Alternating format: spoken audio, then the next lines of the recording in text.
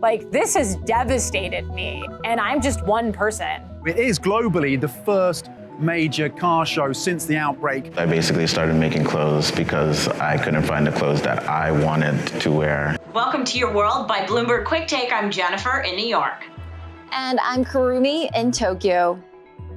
The COVID-19 pandemic is a medical crisis, but it's also been an economic one, affecting millions who have found themselves in uneasy financial situations. That financial unease has come to a head here in New York, where an eviction moratorium has expired, leaving many without a clear future.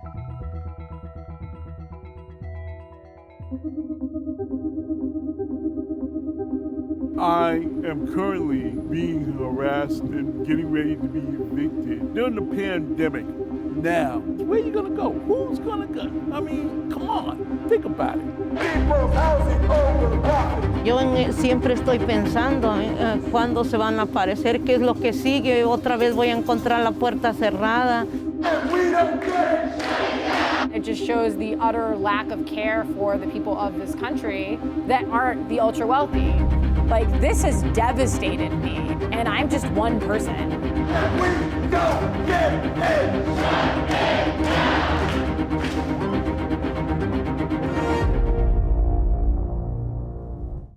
The CDC has recently issued what they call an eviction moratorium nationwide till the end of December of this year. In order to be eligible for this eviction moratorium, tenants need to submit to their landlords a declaration as specified by the CDC, including a number of statements.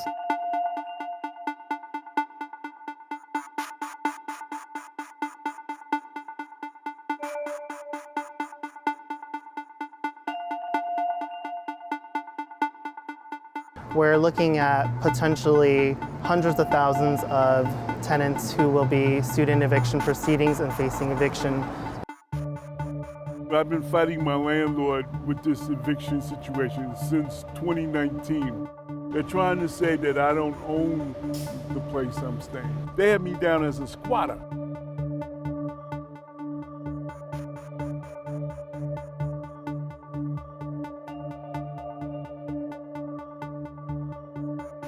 They're trying to harass me and force me out.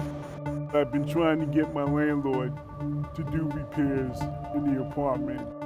This is the kitchen area. If you go inside and look at the sink, that's pretty bad. I cannot wash properly without that basin. That's it. That's my kitchen sink in there. That's my bathroom sink to wash up. I can't use my shower for fear that that would overflow. Moratoriums are supposed to protect you, they don't. People who are African American, Hispanic are being forced out. I listen to all this Black Lives Matter situation, and I say to myself, my life matters as a senior. Because of this now federal moratorium, we are definitely seeing an uptick in incidents of landlord harassment. Landlords are, in a number of cases that I'm aware of, moving themselves or sometimes people off the street into apartments with their existing tenants so as to harass them and intimidate them and encourage them to voluntarily leave the apartment. Bueno, ella me utilizó para ella entrar y poder sacarme junto con los dueños.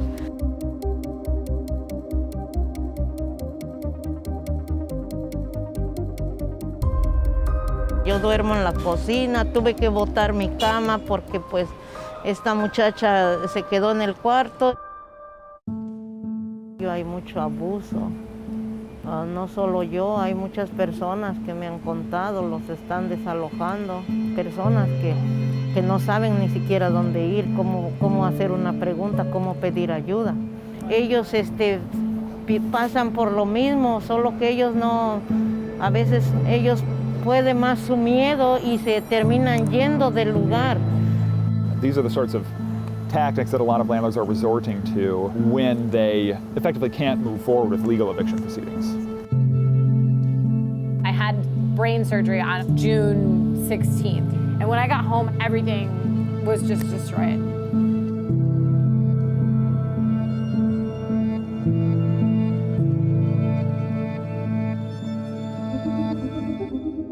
constitutes of an illegal lockout is changing the locks on a building, throwing tenants' possessions out, or using verbal or physical intimidation or harassment techniques to make people feel unsafe and basically imply that they have no other option but to leave. And all three happen to us. Yeah. Yeah.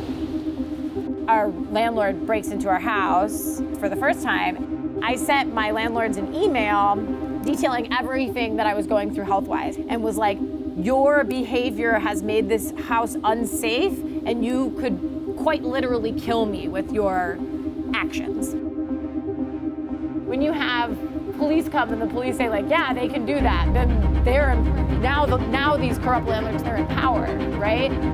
Because they have the backing of the system. So what are we left with? Nothing except community and the hopes of solidarity. After that break-in, I immediately was like, this is not a safe space. I have actually never, ever even paid my rent late ever once in my life. I'm just another person, like many people throughout this country, that has been negatively affected by this pandemic, who's lost work, where the systems had failed me. Like, the eviction moratorium obviously didn't help us. Here we are, so.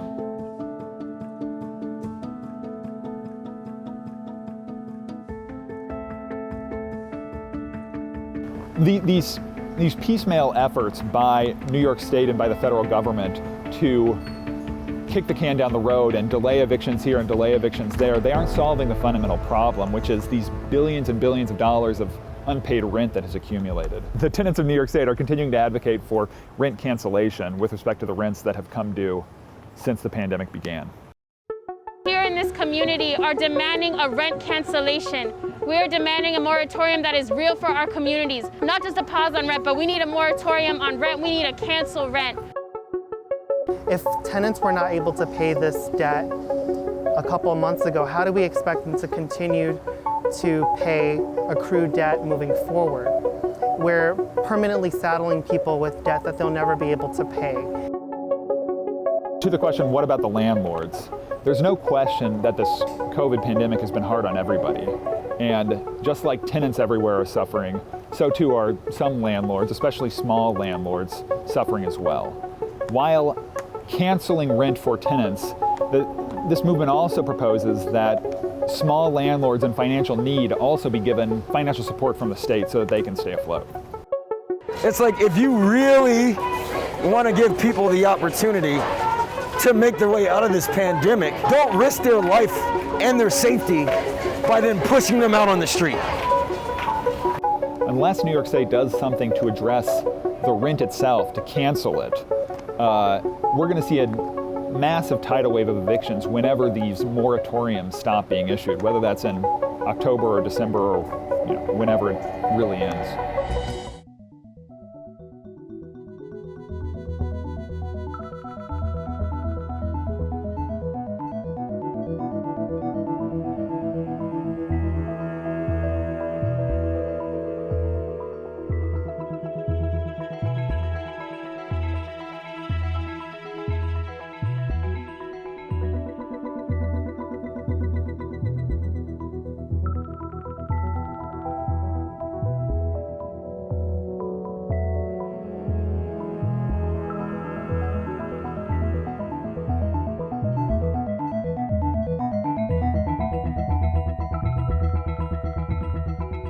Parents all over the world are feeling the stress of juggling both work and caring for their kids. We talked to one mom in Mexico who shared her struggles of trying to do her job while helping 3 kids with remote learning. Yo creo que nadie estábamos preparados para esto. Ha sido un proceso extraño. Me preocupa que no puedan alcanzar la meta de aprendizaje, sí me preocupa un poco. No creo que sea igual la misma absorción que tienen en un aula a la que tienen dentro de la casa.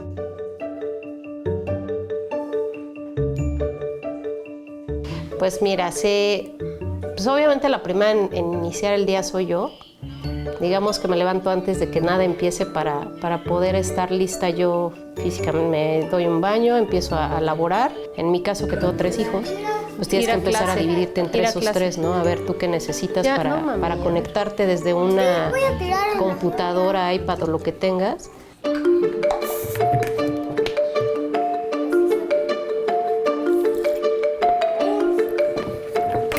Ya, mami, por favor, pon eso allá. Toma. Ya, déjala ahí, toma, nena. Pues estoy ya trabajando yo mientras, cuando empieza el primero, ¿no? O sea, mamá, pues necesito esto, ¿no?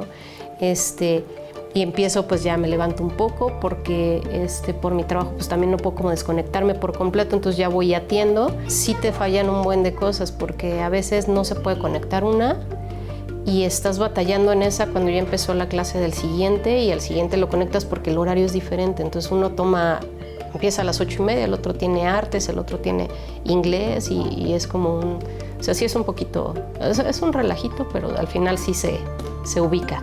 Tienes que tener como que cerebro para todas las cosas al mismo tiempo, pero yo creo que como yo estamos muchas, ¿no? O sea, y muchos. Pues, ¿qué puede ser lo más pesado de esto? Pues yo creo que el conjugar las actividades de mi trabajo con las clases de ellos. Yo creo que eso es, porque creo que en un momento dado llegas a estar como más al pendiente de lo que ellos están haciendo, que de lo que estás haciendo para tu trabajo, ¿no? Ir a casa. Papi, ve a hacer. A ver, student. Share book, student. Mi amor, student book.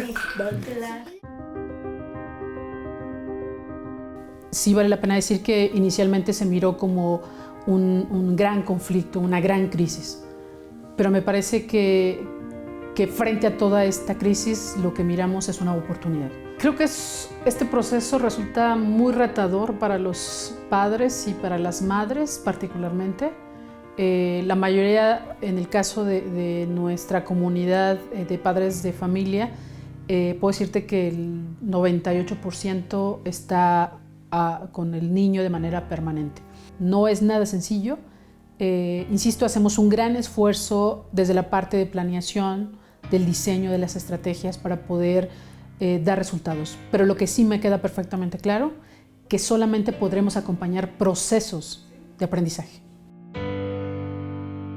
Pues al no ser pedagoga, maestro, cualquiera de esas profesiones, pues desconoces un poco el trato que les tienes que dar, ¿no? Esta normalidad que estamos viviendo es algo complicada. Pero pues como decíamos, no va a durar toda la vida y ya cuando, ojalá nunca más, pero cuando llegara a suceder, pues ya estás adaptado, ya te adaptaron para ese terreno, ¿no? Deja mucho aprendizaje, muchísimo. Y te ayuda a conocer mucho a tus hijos. Mucho, mucho.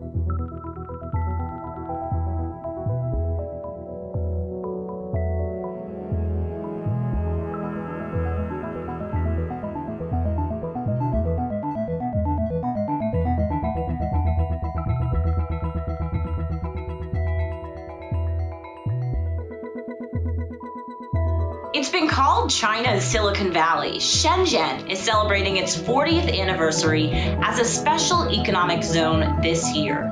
Bloomberg News' Alan Wan takes us on a tour of the World Technology Hub.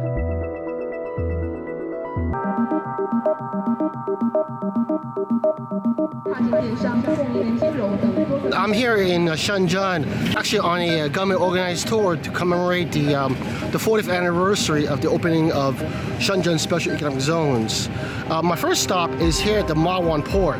It's basically a traditional seaport, but they're transforming it into what's called a smart port. And they're doing that by deploying Huawei's 5G, as well as using Tencent's cloud computing. One thing I've noticed around here is that there's not a lot of people, just because everything's automated. They're also using green technology, as well as Beta, which is the Chinese equivalent of GPS. I'm over here in Shanghai, which is an area in Shenzhen that the government is developing in order to better integrate the city and Hong Kong, Zhuhai. It's all part of plans for the Greater Bay Area. It's sort of like, imagine Wall Street and San Francisco's famous Fisherman's Wharf. They're trying to lure a lot of companies and talent to come to this area by offering a lot of tax incentives. One way of looking at Shanghai is it's China's big bet that this is going to be the new economic model driving the country going forward. I'm in front of Tencent headquarters. The most interesting thing about Tencent was actually its exhibition hall. It's been like a science and technology museum, but with sort of Disneyland type interactive elements. This is the last stop on my whirlwind tour of Shenzhen, and I'm here at the Ping An Finance Building. It's the second tallest building in China. This is the view of the Ping An Building from the 116th floor overlooking Shenzhen.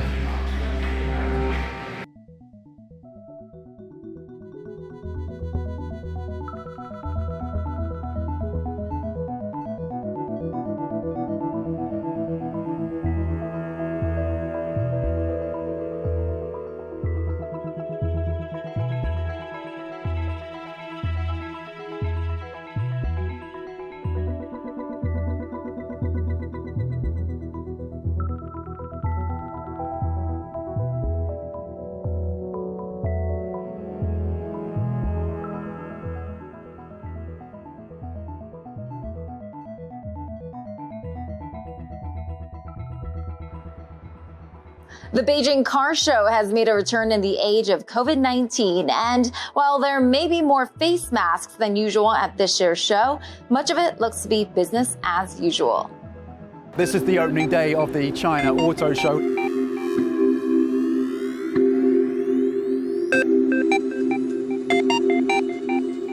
It is globally the first major car show since the outbreak of the COVID-19 pandemic. As you can see, it's very busy, and that is testament to some extent to China's ability to control the virus, but also to the economic recovery that we've seen here, even if it is, some would argue, divergent between the wealthy cities and the countryside. What we're seeing here when we speak to executives from the likes of Porsche or Aston Martin over here is that they see sales rebounding.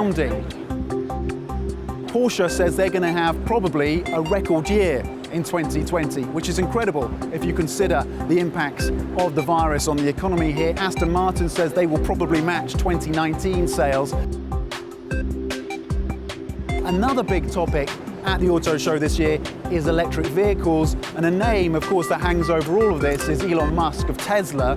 He has set himself a target potentially of trying to produce as many as 1 million vehicles here in China. He's also talked about a $25,000 Tesla at some point. That is a big part of the conversation here. You've got domestic startups like Xpeng, which recently listed in the US. You've got NIO, also listed in the US. They are all trying to position themselves to try and snap at the heels of Elon Musk and Tesla here in China as that demand for electric vehicles starts to pick up. We've seen now 2 straight months of improving sales in China. The question is whether that will be sustained, whether China can keep the virus at bay, and whether consumers here continue to have deep enough pockets to spend on big ticket items like cars as the economy recovers, but at a pretty modest pace.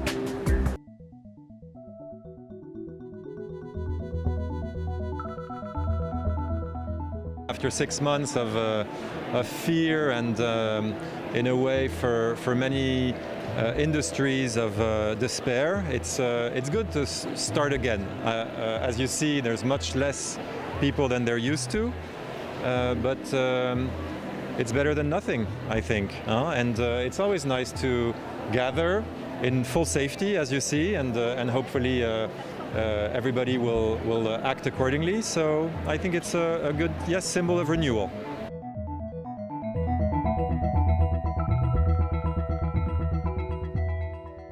Telfar Clemens has made a name for himself using his own name as a brand for an unorthodox collection of unisex clothes and bags. Here's how he says he's found mainstream success on his own terms. If it's important to me and I'm looking all over the world to try to find this thing online wherever and it doesn't exist, it's like I need to make it.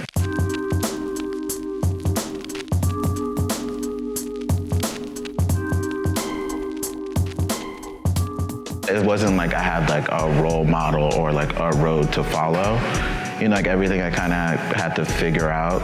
I basically started making clothes because I couldn't find the clothes that I wanted to wear. I wanted to make affordable art, wearable art.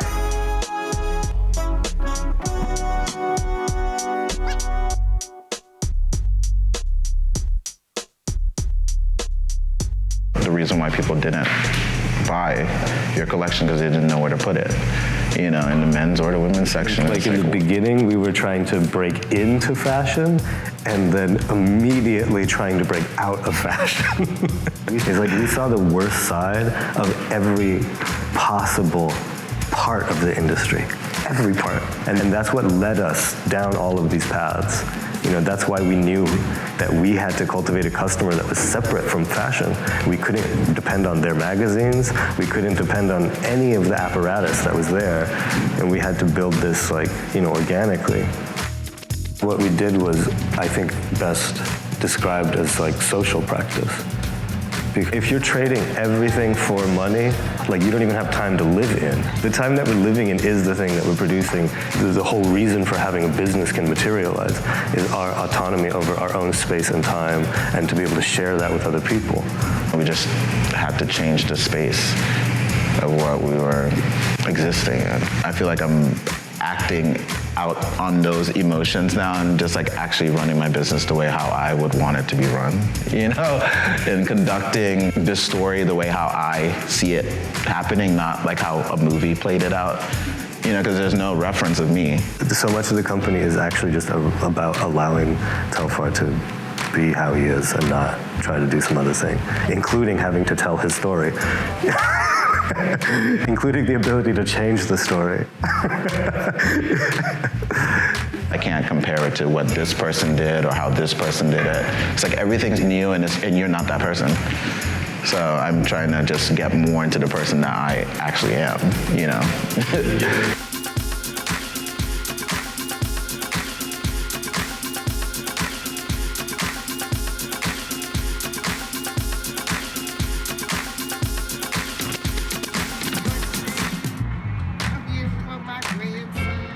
We're in a world where there is such thing as fashion and such thing as luxury products. That's not what we're about, you know?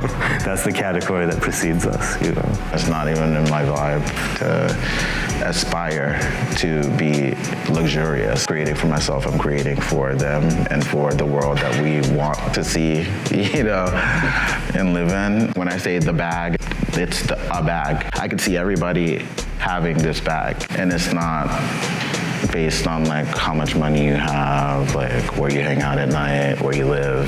It's more interesting when you see everybody in something rather than a few people. It's like this kind of like, I see you kind of thing. It's like you have that bag, you have those shoes, you have those jeans. It's like you're into the same things that maybe I'm into or completely not, but you look good or you don't look good. You know?